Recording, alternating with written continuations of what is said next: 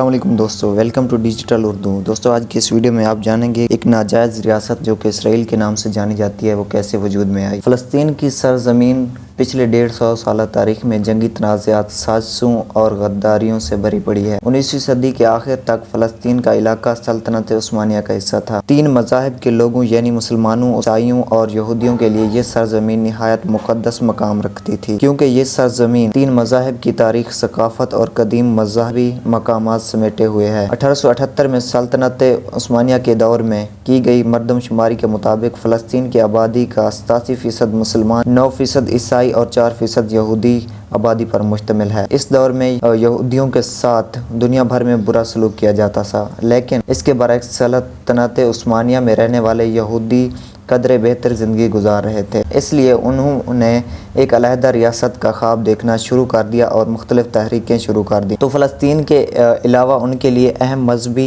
لحاظ سے کوئی اہم جگہ نہیں تھی جس پر وہ اپنی سلطنت یا ریاست قائم کر سکیں۔ سلطنت عثمانیہ کے خلیفہ عبدالحمید ثانی یہودیوں کے ان ارادوں سے واقف تھے، اس لیے وہ یہودیوں کی فلسطین میں زمین کی خریداری اور ہجرت میں رکاوٹ بنے رہے۔ خلافت عثمانیہ کے بعد صدی کے آغاز تک سلطنت عثمانیہ کمزور ہو چکی تھی۔ پہلی جنگ عظیم میں اتحادیوں کے خلاف سلطنت عثمانیہ کو شکست ہوئی۔ سلطنت عثمانیہ کو شکست دینے کے لیے برطانیہ کو مقامی عرب لیڈران کی ضرورت تھی، یعنی اگر وہ بغاوت کریں تو سلطنت عثمانیہ کو توڑا جا سکتا تھا۔ اس لیے برطانیہ نے مصر میں موجود ہائی کمشنر سر ہینڈلر میک مہن کے ذریعے شریف مکہ کو 1915 سے مارچ 1916 تک خطوط کا تبادلہ کیا۔ ان خطوط میں برطانوی ہائی کمشنر نے سلطنت عثمانیہ کے خلاف مدد کے بدلے میں عرب علاقوں کو آزاد کرنے کی پیشکش کی۔ شریف مکہ نے عرب علاقوں کی آزادی کے لیے سلطنت عثمانیہ کے خلاف مدد کی حامی بھر لی، اسی لیے شریف مکہ نے پہلی جنگ عظیم میں سلطنت عثمانیہ کے خلاف بغاوت کی۔ برطانیہ نے دوسرے ممالک میں موجود طاقتور یہودیوں کو حمایت کے بدلے میں فلسطین کی سرزمین کی پیشکش کی، اس طرح اس نے یہ حمایت حاصل کر لی۔ پہلی جنگ عظیم میں سلطنت عثمانیہ کے علاقے سیریا، عراق، لبنان، فلسطین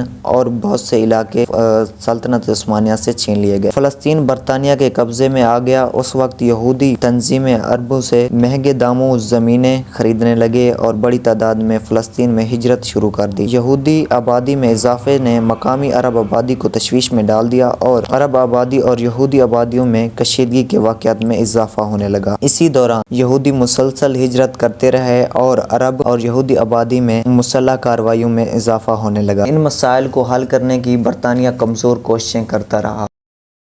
آخرکار 1945 میں 45 تک 4.25 لاکھ فلسطین میں یہودی ہجرت کر کے آ چکے تھے، جو کہ برطانیہ کے 30 سالہ دور میں فلسطین کی دوسری بڑی اکثریت بن چکی تھی۔ دوسری جنگ عظیم کے بعد نو آبادیاتی دور کا خاتمہ ہونے لگا اور فروری 1947 میں برطانیہ نے فلسطین سے کنٹرول ہٹا لیا اور فلسطین کے مستقبل کو اقوام متحدہ پر چھوڑ دیا۔ اقوام متحدہ نے اسی مسئلے کے حل کے لیے کمیٹی بنائی جس کو United States special committee on فلسطین کہا جاتا ہے۔ 11 ممالک شامل تھے۔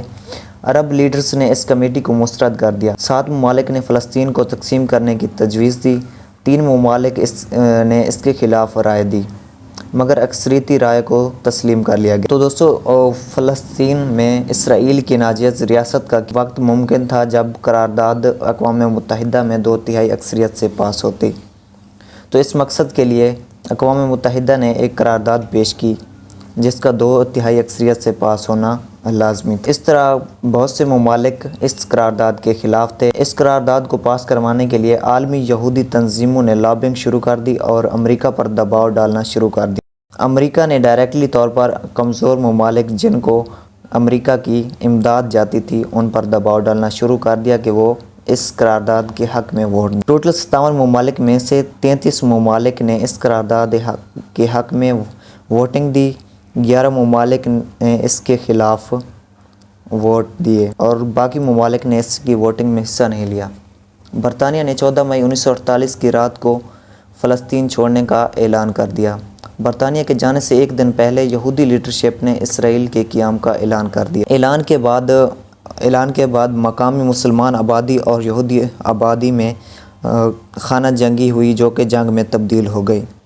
اس جنگ میں 7 مسلم ممالک نے حصہ لیا۔ चुनांचे इस जंग के नतीजे में 7 ममालिक को हार हुई, जिसके नतीजे में फ़लस्तीन के मज़ीद इलाके इसराइल के कब्ज़े में चले गए। मौजूदा फ़लस्तीन सिर्फ गज़ा और वेस्ट बैंक पर मुश्तमिल है और अभी भी यहूदी वेस्ट बैंक में यहूदी आबादकारियों में मदद कर रहे हैं, जो कि इलीगल है, लेकिन हमेशा से अमेरिका उसकी मदद करता आया है। जबकि फ़लस्तीनी अवाम का अक़वाम मुत्तहिदा से ज़्यादा अरब लीडरशिप से गिला है, जो तमाम वसाइल होने के बावजूद अपनी मुक़द्दस सरज़मीन का दिफ़ा नहीं कर रहे। तो दोस्तों, आज की ये थी हमारी वीडियो। उम्मीद है आपको पसंद आई होगी। मिलते हैं इंशाल्लाह नेक्स्ट वीडियो में, तब तक के लिए अल्लाह हाफ़िज़।